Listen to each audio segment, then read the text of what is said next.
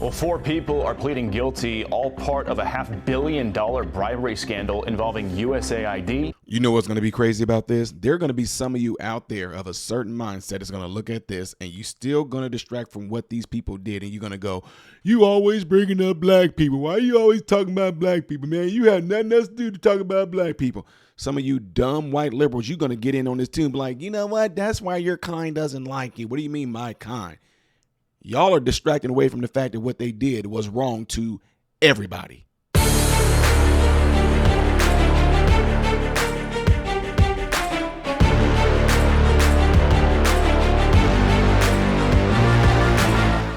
How are you good people doing? Welcome to the channel. I am Ty Smith. You're watching my channel, Modern Renaissance Man, which I'm greatly appreciative of.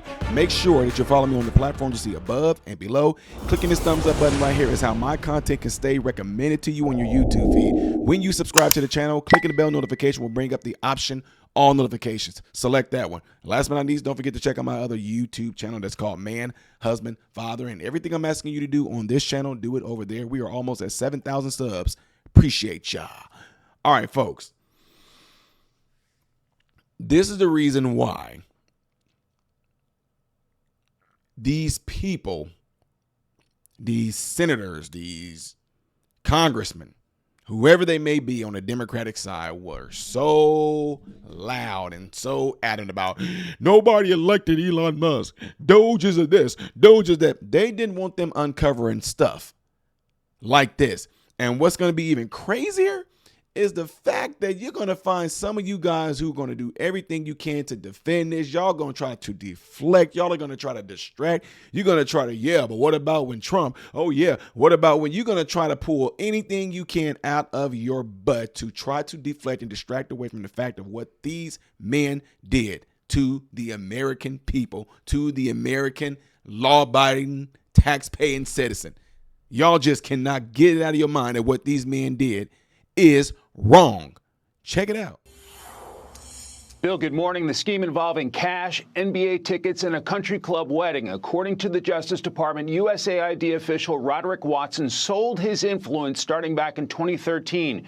Contractors Walter Barnes and Daryl Britt funneled payoffs through subcontractor Paul Young to hide their tracks. It doesn't end there. Barnes's company, working in conjunction with another firm, kept receiving federal funds. $5,000 for human resources consulting late last year. And then later, after suing the government, a contract worth up to $800 million. Matthew R. Galliotti, head of the Justice Department's criminal division, saying, quote, their scheme violated the public trust by corrupting the federal government's procurement process. Anybody who cares about good and effective government should be concerned about the waste, fraud, and abuse in government agencies, including USAID. Cutting waste, fraud, and abuse has been a big focus on Capitol Hill across government, a major priority for House Speaker Mike Johnson. The U.S. Agency for International Development has been a target for those looking to trim government spending, with some suggesting the agency funneled taxpayer dollars into ideological projects. I mean, USAID blew it. They showed themselves to be completely irresponsible. It needs to be redone, and the funds need to be directed properly. Back to the scheme, the Justice Department says this kind of fraud erodes public trust. The guilty pleas are in, and now 4 people who admitted to stealing money from North Charleston city government are awaiting their sentencing. Today, former North Charleston City Councilman Jerome Hayward and Sandino Moses, along with 2 others, pleaded guilty to their charges in the federal investigation. Our Ann McGill live outside of the U.S. District Court in downtown Charleston, where those cases happened this morning. And Ann, they've entered their pleas. Do we know when they are going to be sentenced? No sentencing dates as of yet, Michael. Judge Richard Gergel made it clear during those plea hearings this morning that this was simply today all about making sure that all of the defendants understood the charges against them and that they, of their own free will, admit to their guilt for their role in the criminal scheme. Now, former North Charleston City Council members Jerome Hayward and Sandino Moses, along with business lobbyist Aaron Hicks and nonprofit founder Donovan Moten, all left the courthouse today without saying a word to reporters. But Assistant U.S. Attorney Emily Limehouse had plenty to say about the defendants and their actions to steal from the city of North Charleston. For some public officials in North Charleston, there's a long-standing expectation that you have to pay to play, so to speak, that there's a cost of doing business in North Charleston. We hope that the guilty pleas today are a step in a direction of undoing that sort of long-standing practice, and we hope that it sends a message to all public officials that you serve at the public's benefit and not for your own personal benefit.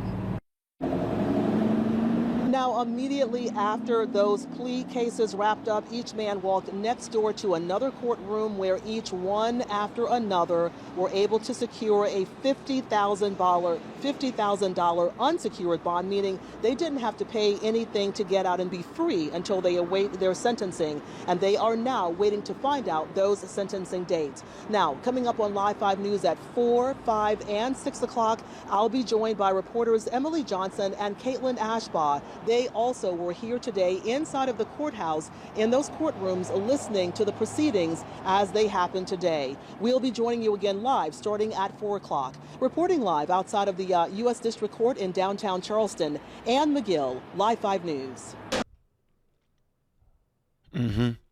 What I want y'all to do is pay attention to how the Stockholm Syndrome is going to kick in. How the Stockholm Syndrome to a race is going to kick in. Folks are going to come into these comment sections. I'm going to get DM'd. I'm going to get emails of, here you go talking about black people all the time. It's not those black men's fault, because I guarantee you a white man in corporate taught them to. Those black men end up being the ones to take the fall for the white man who was doing it. It's going to be some excuse, but what people don't like to do is hold folks accountable. I have done plenty of videos. I did a video earlier today talking about who? An El Salvadorian man, a white man from Minnesota. And now these men are black. But you know what y'all gonna do? You guys are gonna try to find some way. You don't even care what you're gonna do. You talk about black people. You might be scared for all you do. Do you even understand that this is a simple test to show you that you have been so psychologically programmed to where when somebody is bringing forth something like this to show you how wrong all Americans were being done, you do not even see that. You don't even care about that because you are so hell bent on the fact that I'm saying something about somebody of a certain skin color that the only one you seem to care about is the black one, when I'm talking about somebody that did something wrong, something unrighteously, something that's sinful. And all you can care about, you talking about black people. That's all you did. Focus on what they did. $500 million? That is from you. That money was used by them just irresponsibly to the max. They stole your money and did what they want to with it. And the only thing you can do is go, I don't care, they were black men. You shouldn't be talking about no black men. Like, do you even understand?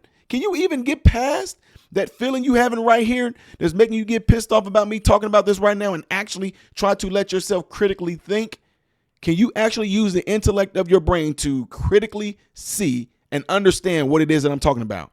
Because if you can't, then you have been that programmed to where all you have is that defense switch in your brain to where if you see someone that looks like me talking about this, you start saying you might be skinfolk, but you ain't kinfolk, Uncle Tom, blah, blah, blah, blah, blah, blah. And if it's a white person talking about this same thing, you will start to attack the white person. All you racists talking about black people doing this, y'all the ones that probably got them doing that. They never learned this on their own. Somebody had to teach them, and I guarantee it was a white man to teach them. Oh, they're scapegoating for the white person. What about the white people? When white people who are involved in schemes just like this get caught, get busted, and they bring them to the forefront, I'm not editing that. Trust and believe. I am going to report on it.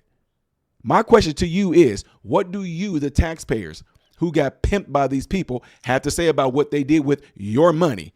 Let's see that in the comment section. Try your best to do it. Anyway, y'all, let me know what y'all think about this. And don't forget to do what you see in this animation right here that will greatly help my channel. The next video that I will be doing in chronological order is going to be the one up there. Things I did as of yesterday that you may have missed will be down here. I am Ty Smith, Model Renaissance Man, and I hope and pray that every last one of you have food, shelter, and clothing. Most of all, praying every last one of you guys in great health, mentally, physically, emotionally, spiritually. God bless you all through Jesus.